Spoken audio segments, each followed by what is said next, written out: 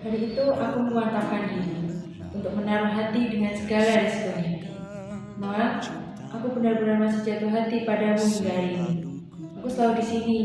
Cari dan pulanglah padaku ketika lelahmu membutuhkan sandaran.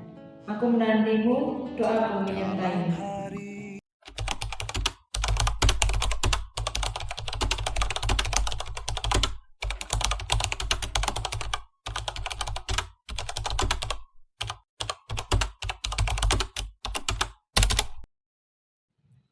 Cantika, suara yang tak asing bagiku. Ya, itu Noel. Noel merupakan teman kuliahku sejak awal ospek. Saat ospek, kami satu kelompok dan ternyata kami satu prodi, bahkan satu kelas. Hai Noel, ditungguin juga dari tadi. Sahutku dengan penuh kesal karena ia terlambat 1 jam dari janji yang sudah ditentukan. Tidak pernah datang tepat waktu ketika kerja kelompok adalah kebiasaan Noel sejak awal. Yang sialnya tidak berubah hingga semester 5 saat ini. Noel orangnya pintar secara akademik, hanya saja ia tak on time jika ada kerja kelompok. Aku dan Noel memang terbiasa bersama ketika ada tugas kelompok, dan seluruh kelas sudah tahu itu kalau kami seperti pelangko yang tertempel dengan surat. Entahlah, kami merasa satu frekuensi saja. Banyak hal serta pemikiran yang sejalan. Tak hanya sebatas teman kelompok, kami sudah menjadi sahabat. Iya, sahabat. Noel selalu ada bersama aku dalam segala situasiku. Noel yang paling mengenal aku. Kalau orang di prodi bahkan sudah tahu bahwa di mana ada aku, di situ pasti ada Noel.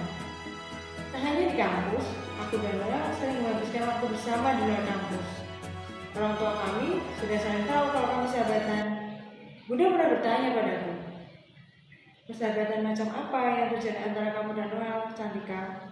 Aku terkejut, tapi aku mengerti kenapa Bunda menanyakan itu. Karena memang sikap yang ada di dalam persahabatan kami tidak layak disebut sahabat.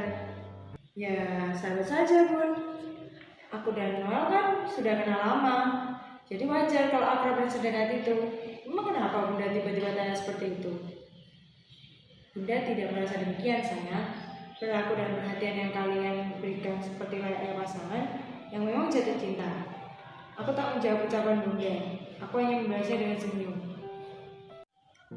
Dalam keheningan malam ditemani lampu belajar yang menyala, aku termenung memikirkan perkataan Bunda. Sebenarnya, apa yang dikatakan Bunda memang ada benarnya. Persahabatanku memang terlihat seperti ada hubungan lebih dari sahabat. Namun, apa mungkin jika hubungan ini lebih dari sahabat? Kalau boleh jujur, aku memang menaruh hati pada Noel. Tapi Noel tidak demikian. Aku tidak tahu perasaan Noel yang sebenarnya. Banyaknya cerita yang mungkin membuatku tidak sekedar menaruh hati, tetapi juga harapan. Noel mungkin juga bisa merasakan perasaanku, bagaimana tidak. Aku pernah bercerita padanya bagaimana aku ketika jatuh hati pada seseorang. Dan itu terlihat jelas ketika aku bersamanya. Kalau ia merasakan, berarti ia tahu. Tapi mungkin ia tidak katakan saja. Aku tak tahu bagaimana ia ketika jatuh cinta pada seseorang. Mengenai hati, Noel tidak pernah terbuka padaku. Entahlah, dia memang begitu tertutup padaku mengenai cinta. Mungkin aku memang bukan orang yang ia mau, tetapi aku kan tetap di sini untuk membersamainya tumbuh menggapai mimpinya. Noel, bagaimana kelasmu? Tanyaku sore setelah kami selesai kelas. Setiap Senin pagi, kami memang berbeda karena mata kuliah konsentrasi dengan kami tak sama. Ya, minat kami tak sama. Mungkin perasaan kami juga demikian. Aku tak bisa menebaknya. Kalaupun ia ingin berlabuh pada hati lain, tak apa. Aku masih setia menunggunya. Kelas hari ini menyenangkan karena dosennya hanya sebentar, sisanya belajar mandiri. Jawabnya sambil melus lembut rambutku. Ah, sial. Kelakuan manis dan pintarnya benar-benar membuatku tak pernah berhenti mengaguminya. Sejak semester 3, aku memang memantapkan hatiku untuk yang tanpa ucap. Aku jatuh hati padanya sejak hari itu. Hari di mana aku dan dia benar-benar menghabiskan waktu untuk bercengkrama di teras rumahku hingga senja menyapa. Dalam bincang dan tawa itu, aku hanyut dalam rasa jatuh hati padanya.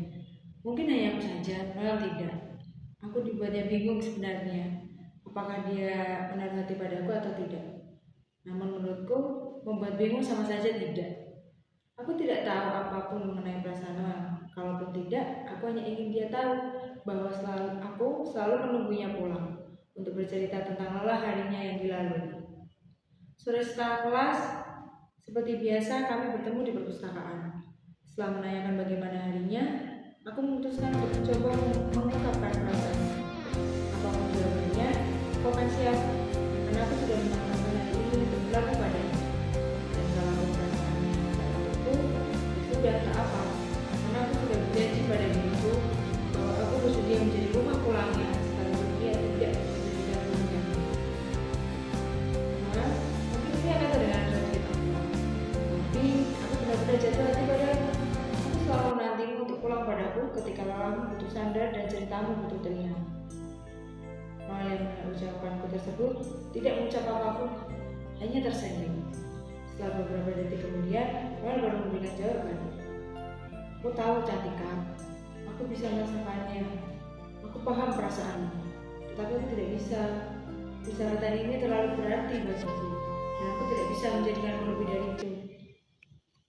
Lega rasanya mengetahui jawaban Noel, tetapi ada sedikit rasa sakit yang mungkin itu tidak akan lama.